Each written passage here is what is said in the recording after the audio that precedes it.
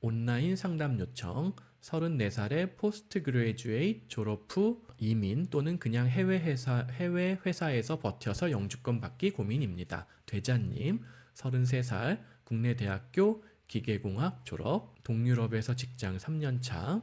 근데 이제 현 직장에서 하루 12시간, 14시간 근무가 디폴트래. 너무 빡세게 일을 하고 계세요. 그래서 네 가지 선택을 하려고 하는데, 폴란드에 있는 대학원 졸업 후 온라인 교육 1년, 독일 또는 폴란드에서 근무지 일은 고되더라도 12시간 버텨서 영주권 받기, 한국 회사 개발팀으로 근무지 이직하여 9시간 정도 일을 하고 폴란드 영주권 받기, 코영주권 받기.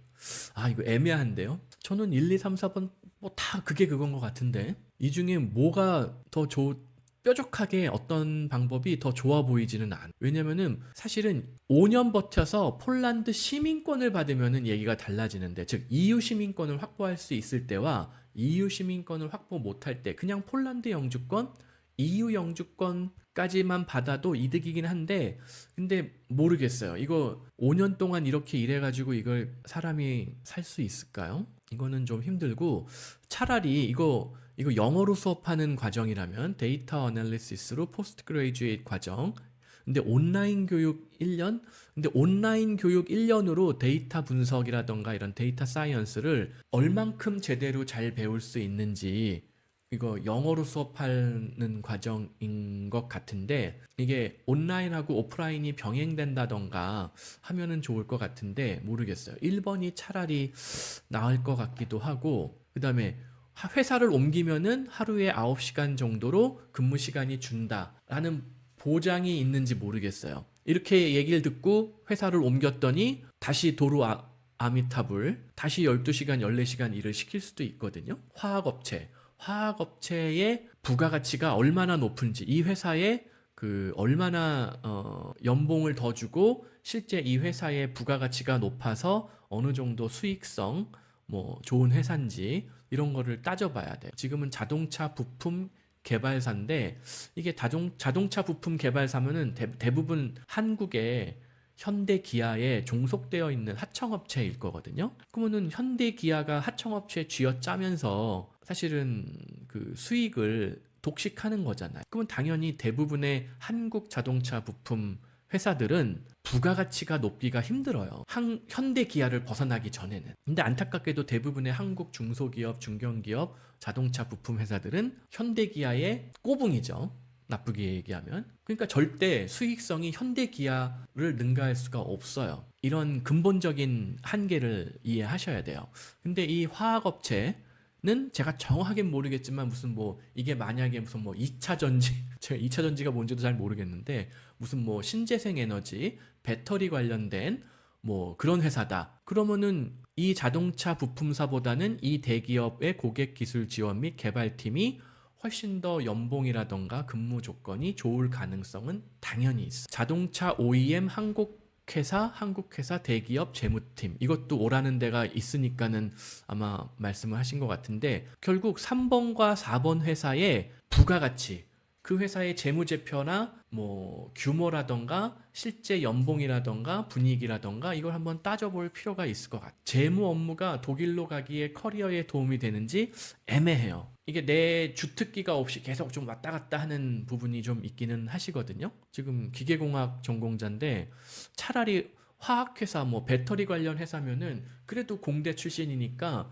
그쪽에서 뭐 이런 테크 서포트라든가 기술 지원을 하면은 그래도 어느 정도 일관성이 있는데, 뜬금없이 재무팀으로 옮긴다? 좀 애매하기는 해요.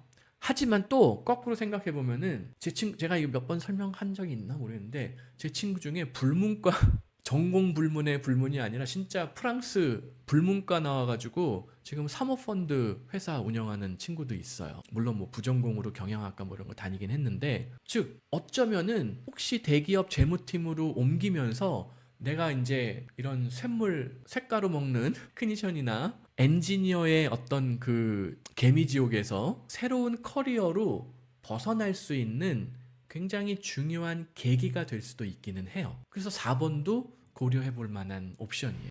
실제로 저는 아까 언뜻 말씀드렸듯이 저는 미국계 빅테크 회사에서 커리어를 시작을 하면서 나름 경제적인 자유를 얻은 케이스거든요. 근데 그 시점에 2002년이던가 3년이던가에 저도 정말 이름만 대면 알만한 굉장히 다국적으로 유명한 어떤 금융회사에 잡오퍼를 받았었어요. 그러면서 거기서 뭐라고 그러냐면은 그 회사에서 너는 요 업무를 시작하면서 CFA 시험을 통과해야 돼. 그래서 CFA 1레벨부터 공부를 시작해. 이게 입사 조건이었어요.